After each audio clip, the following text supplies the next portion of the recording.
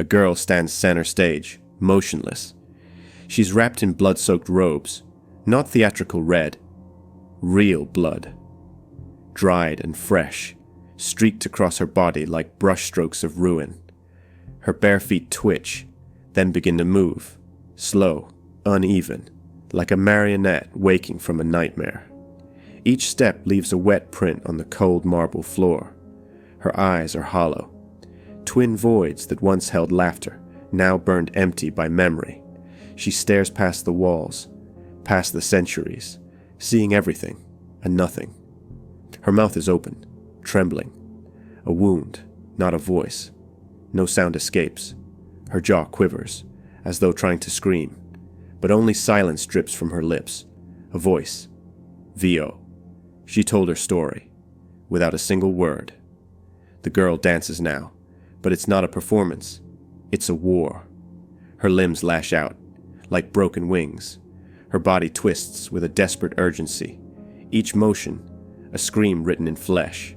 Her hands claw the air, pleading, accusing, reliving something unspeakable.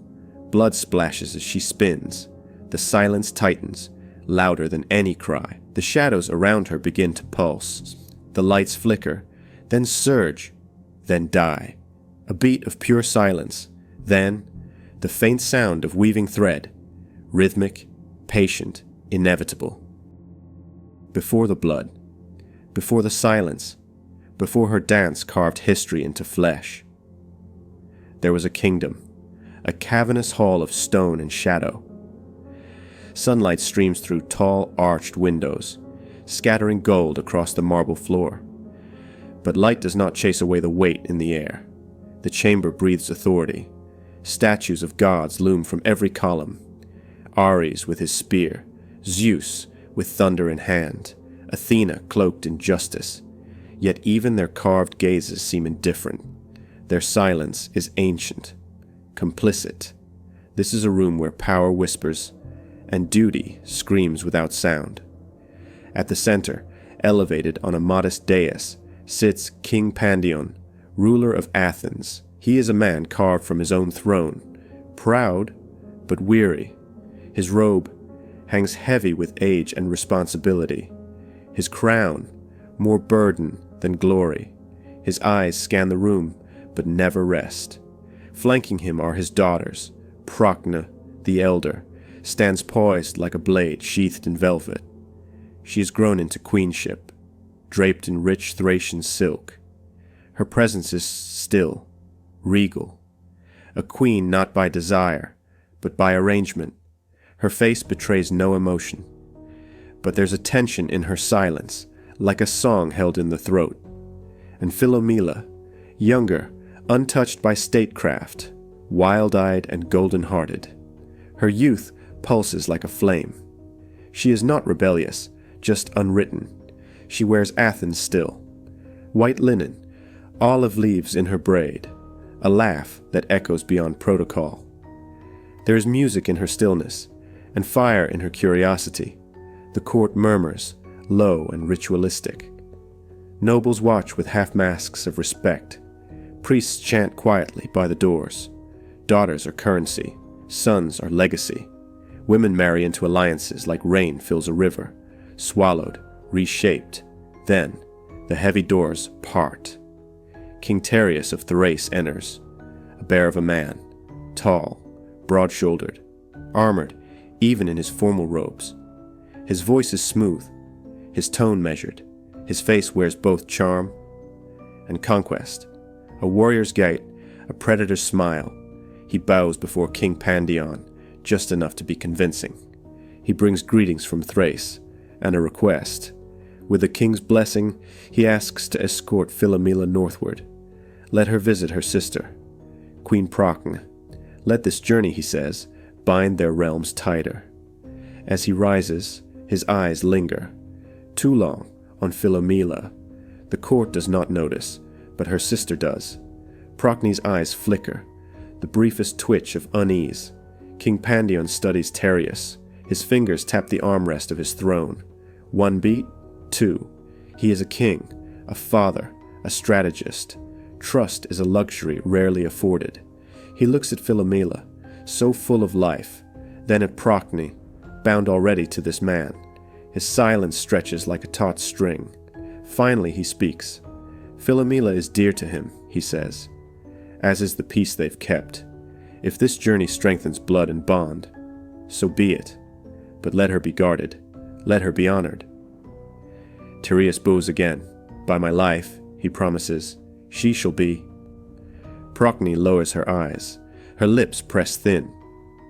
Philomela smiles faintly, oblivious to the weight in the air, excited by the thought of travel, of reunion. A courtier announces the king's decision. Nobles bow, priests murmur approval. The machine of alliance grinds forward. But beneath the gilded pomp, something cracks. A feeling that does not reach language. A thread pulled too tight. The throne room breathes again, but the air feels colder now. Later that day, the sisters stand side by side on the palace balcony, watching the city below. Smoke rises from market stalls. Temple bells chime in the distance. Philomela turns to her sister. I can't believe I'll see Thrace. What's it like? Procne answers, cold, beautiful, strange. Will you show me the temples, the gardens, tell me the stories? Procne smiles, but it doesn't reach her eyes. There are stories, yes, she says, but not all of them have endings. She pauses. Be careful. Listen more than you speak. Philomela laughs. That doesn't sound like me. Procne smiles again, this time with pain hidden deep. I know. They embrace, a quiet, tight hug that speaks louder than words. That night, King Pandion kneels alone before a statue of Athena. He places a hand on the goddess's stone foot. A father, not a king now. Protect her, he whispers. The chamber echoes, but Athena does not move. Her marble gaze stays fixed ahead. Perfect, still, silent. And the silence presses in. And before we go any deeper, thanks for riding along with us.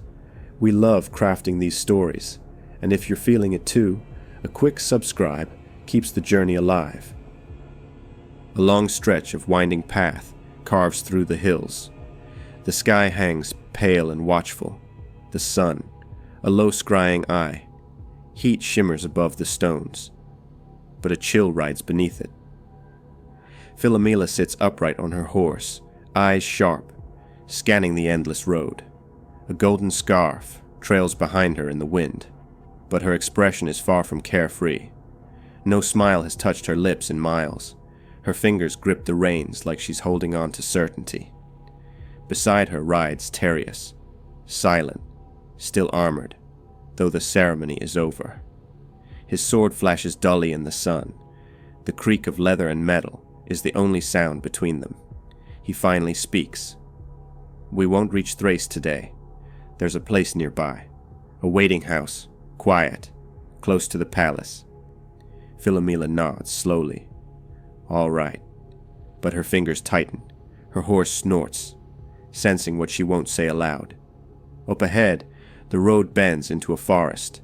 The trees gather thick and ancient, their branches like arms reaching down. The horses move slower now. The trail narrows to little more than a game path. Pine needles silence the sound of hooves. Shadows swallow the light. Philomela glances around. This doesn't look like any road to a waiting house. Tereus avoids her gaze. It's a shortcut. We're nearly there. But his voice holds no warmth, only control, and something beneath it, something hollow. Philomela looks back.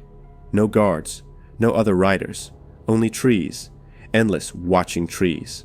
Her breath catches. She stays composed. They reach the lodge by twilight, a crumbling thing of stone and moss, perched on a lonely rise. Its roof slumps, the door yawns. No smoke curls from the chimney, no signs of life. They dismount. Tereus doesn't offer a hand. This will be your refuge, he says flatly, until Procne is ready. Philomela frowns. She knew I was coming. She's unwell, tired from travel. Philomela meets his eyes. There's no lie in his words, only something worse. She steps forward. The door opens with a groan. The key turns behind her. Slow, final. Inside, a fire crackles, but the cold doesn't lift. The bed is rough. The windows nailed shut. She runs her hand along the walls.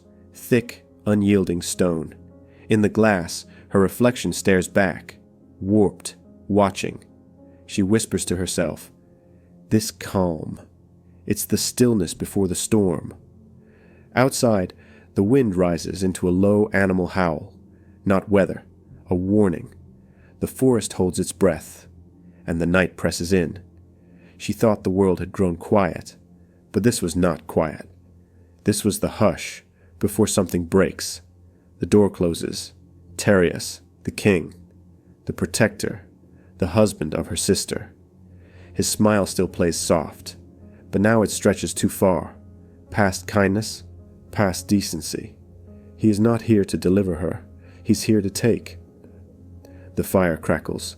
The air thickens. Her dress still smells like the road. Sun, dust, hope. She asks when they'll reach Brockton. He says, "You're already here." She doesn't understand. Not yet. He steps forward. One hand to her shoulder, just resting there, but it weighs like a tombstone. She stiffens. His voice turns oil slick. "Don't be afraid. You're safe." Her instincts scream through skin. Lie. But she's trapped. A girl in a borrowed room. Far from home. No guards. No allies. No gods listening. She backs away. He advances. "I've waited long enough," he says. "Your sister doesn't know how to keep a man satisfied." The sentence lands like a backhand. Her mouth opens, but the words stick like ash. "Tereus, no, you're my sister's husband, my protector." She recites every reason he shouldn't do this. None of them matter, because he already is. The robes tear first. Silk parts like skin. She claws at his arms, but he's stronger, heavier, hungrier. The floor crashes up to meet her. Her limbs won't obey. Her body is no longer hers.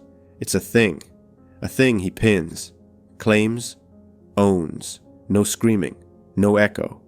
Just breath, punched out in stutters. Her voice, her greatest weapon, now just steam on glass. When it's done, he doesn't speak at first. He dresses like nothing happened. Like she's a smudge he wiped from his hands. Then he leans in, breath foul with sweat and certainty. "Say a word, and your father will die thinking you're still a virgin. Say a word, and I'll send your sister pieces of you in the dark. Say a word, and no one will believe it anyway." He smiles, the way wolves do before bone cracks.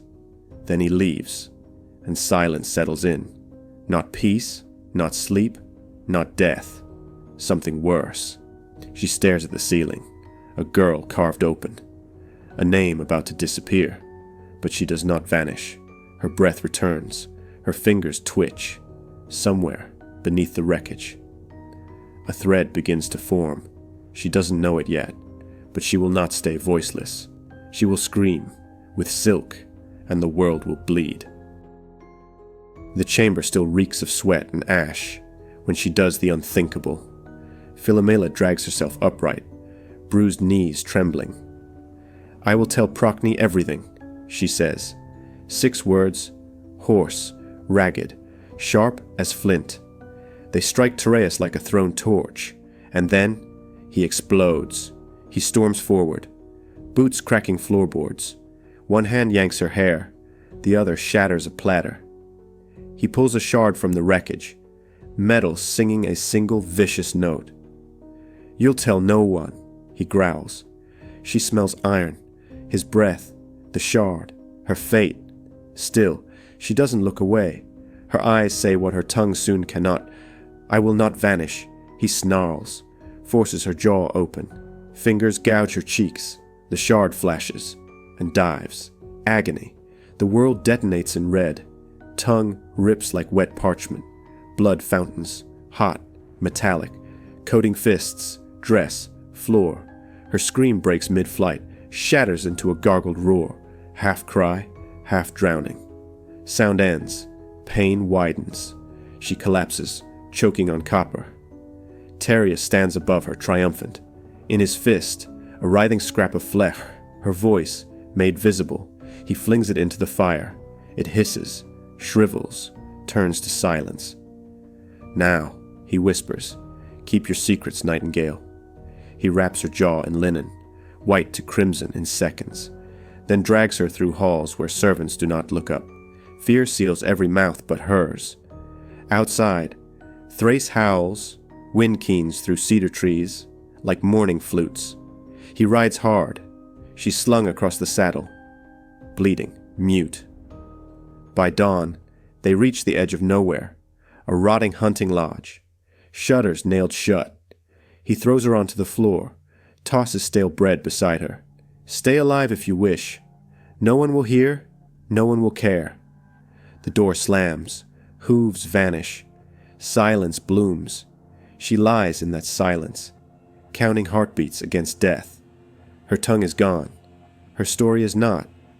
Days pass, fever prowls. She refuses to die. She tears linen into strips, drinks rain from cracked tiles. By the seventh sunset, the bleeding slows, but something else begins to burn.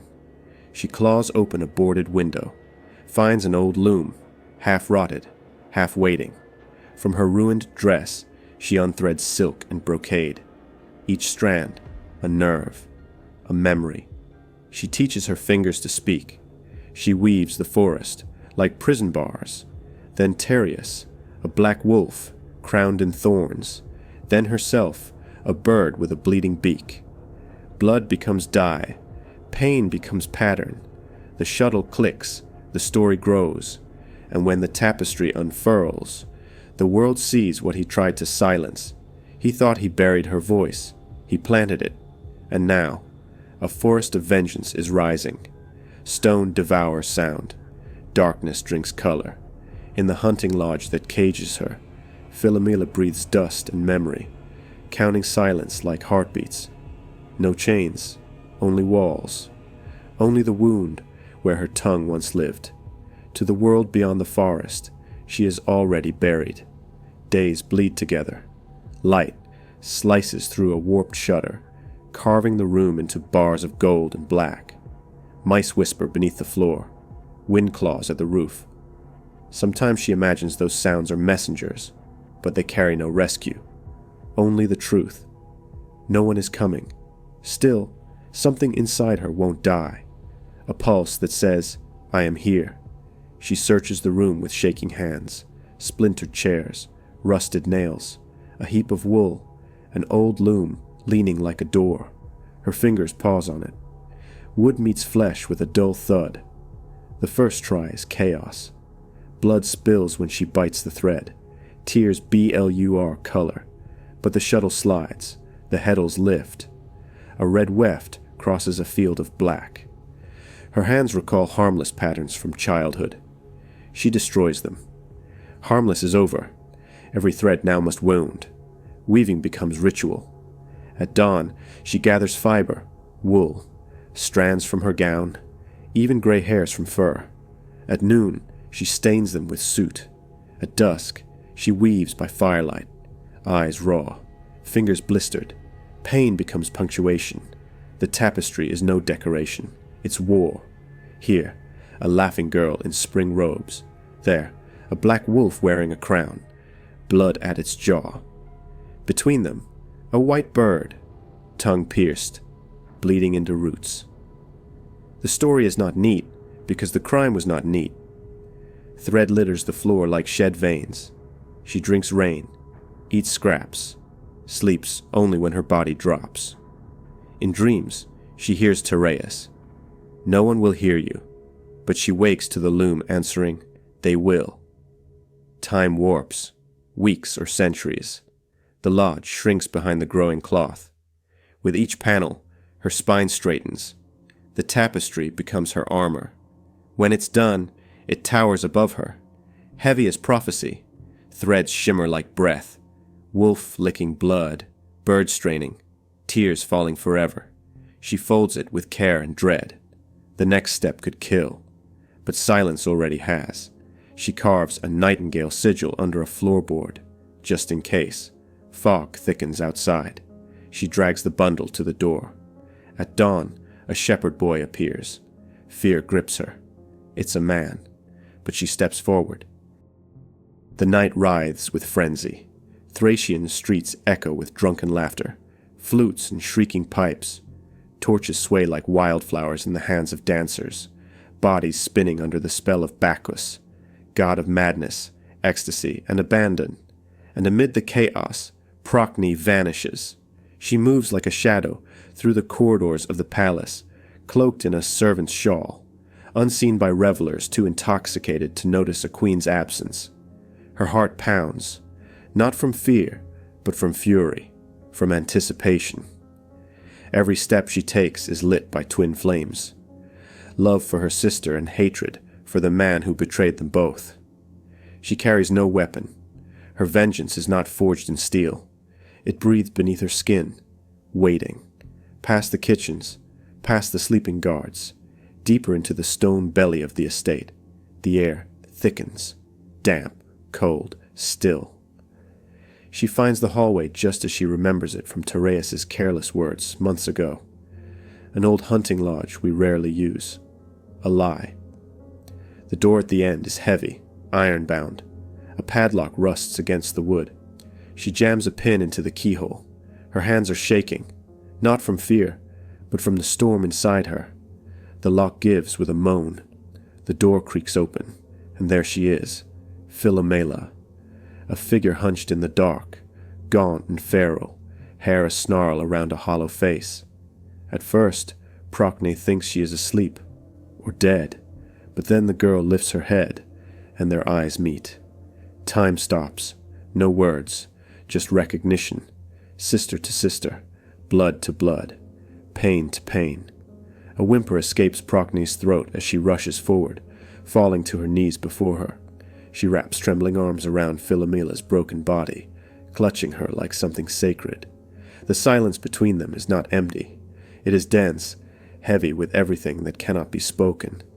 Philomela does not speak, cannot. But her body shudders in her sister's arms, and her fingers claw into Procne's back with desperate strength. She has been forgotten, buried, mutilated, but not abandoned. Hot tears streak down Procne's face, soaking into Philomela's hair. They rock together on the cold floor, bound not by language, but by pain.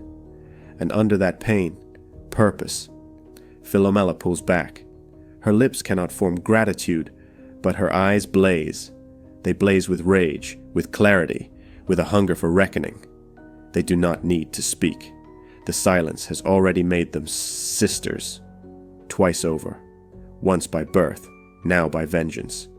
Procne wipes blood from the corner of Philomela's mouth, her touch trembling with tenderness and resolve.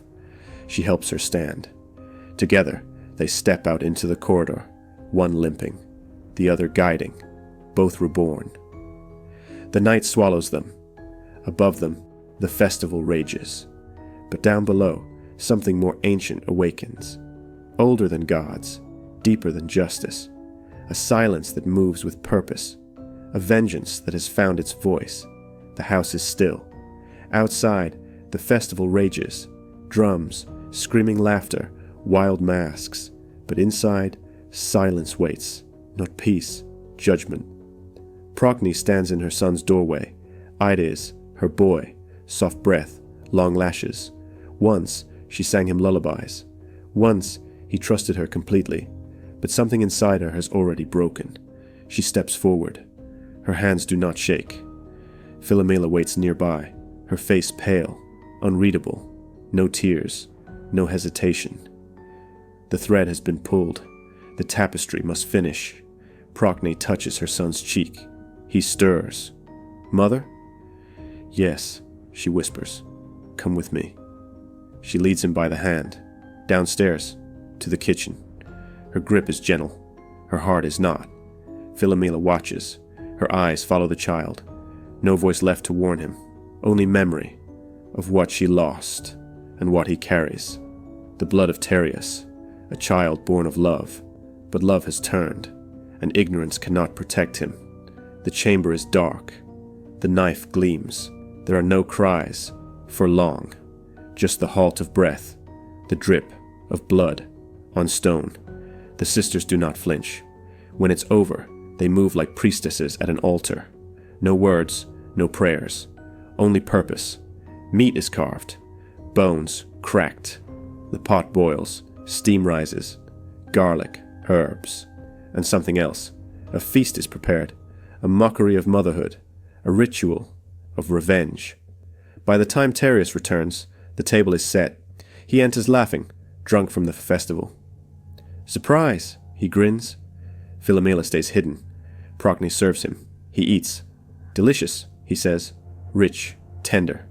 He licks his fingers. "What is it?" Procne smiles. "Something special."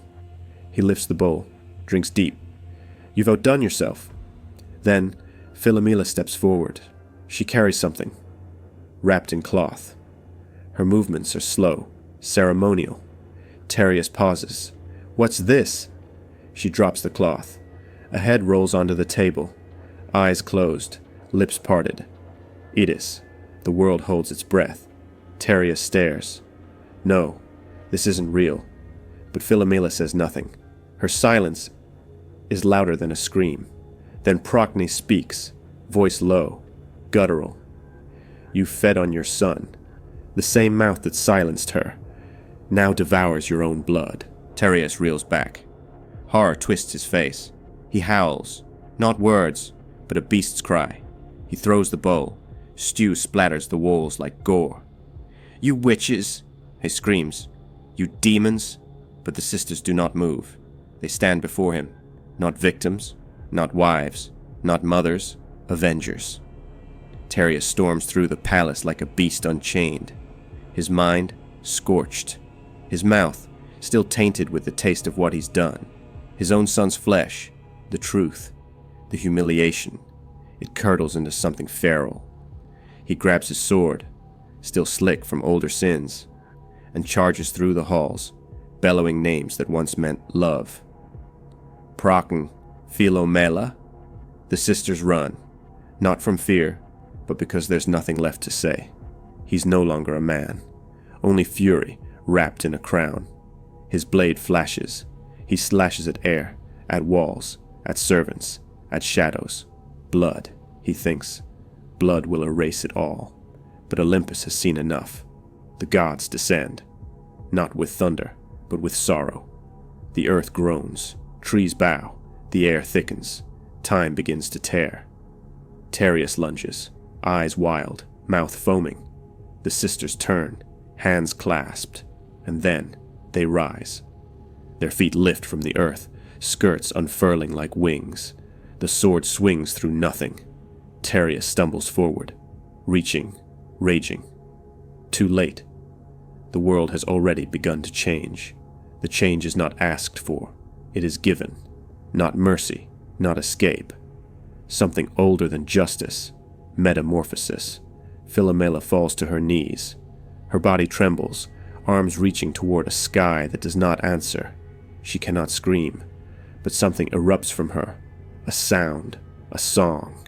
Notes spill from her like blood. Broken, pure, uncontainable. Her skin shivers. Feathers bloom from her flesh. She rises, no longer walking, but lifted, becoming a nightingale, the bird of sorrow song. Her music cuts sharper than any cry. It carries everything she could never say. Her silence turned to symphony. Where her tongue was torn, melody flows, not human, but true. Every note is a wound that sings.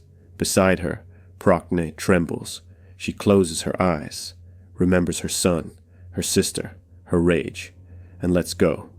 Her hands vanish, arms stretch outward. Feathers fan across her skin, a swallow, restless, quick. Her grief dances on every breeze. She darts from branch to branch, sharp cries, stitching through the trees. A mother's ache, forever in motion. They are not women now, but neither are they gone. They have been written into the world. Then, Terius. The gods are not done with him. He drops his sword, staggers backward. His arms twist, his mouth contorts. Feathers tear through skin like thorns. A shriek. Animal. Broken. Escapes him. He becomes a hoopoe. Ugly. Solitary. A crown of shame crests his head. His call is no song, just harsh noise. Bitter. Grating. Empty. He flutters, pitiful, wandering with no nest, no home, no peace. A beast shaped by what he's done, cursed to wear it. The forest quiets, but it remembers. Every branch, every leaf, marked. And every night, Philomela sings, Procon flits through the dusk. Tereus cries into the dark. Their story, not forgotten, not buried, alive in birdsong. Nature carries the truth. Forever. Night falls again. The wind hushes. The trees lean in. And somewhere, in a moonlit grove, the nightingale sings, Philomela. She perches on a branch, weightless, wordless, eternal. Though her tongue is gone, her story has never stopped. Each note she releases is a footstep. Each pause is a breath stolen long ago. She dances, not with limbs, but with voice. A voice reborn in melody. Her silence, once forced, has become song. An echo spun through time. A wound that sings. Her feet no longer bleed. But her song does. It pours into the night like warm blood into water. Beautiful, unignorable, unforgiving. They thought she'd be forgotten, the wind whispers, but every night she sings. They ripped out her tongue, then made her dance, and far below, among the twisted roots and shadows, a hoopoe cries out, ugly, ragged, a crown of feathers wilted on its head. Tereus, he flutters alone, cursed to remember. The gods did not grant him death. They granted him memory. He wears his ruin like plumage. His call is not music. It is grief. It is guilt made sound. This is not justice. This is Myth. And Myth is crueler than memory, because Myth never forgets. Men will try. They will bury stories like bones. They will tell you she was only a girl, only a bird, only a whisper in the trees. But the forest remembers. The stars remember. The night remembers. Because when truth is silenced, it changes form. It becomes legend. It becomes wind. It becomes song. So ask yourself, how do you silence a soul that has already carved its pain into the fabric of the world? You don't. You let it fly. You let it sing. If you're still here, why not see what's next? There's a video waiting on your screen that might just catch your interest. Click it and subscribe to keep exploring.